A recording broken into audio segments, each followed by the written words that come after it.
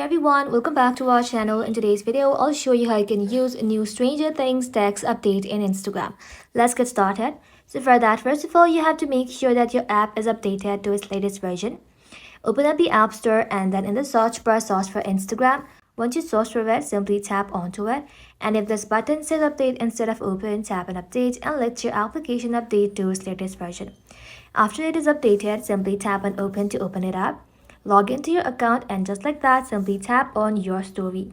Now select any picture that you would like to upload in your story or simply tap on the camera icon if you would like to snap a pic.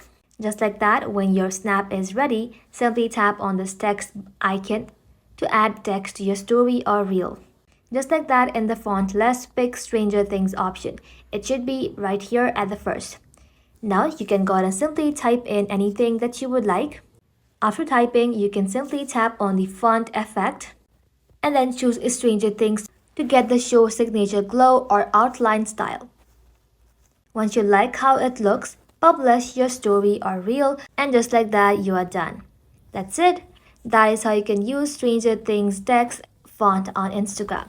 Thank you all for watching. If this video was helpful, leave a like and sub, and I'll see you in the next one.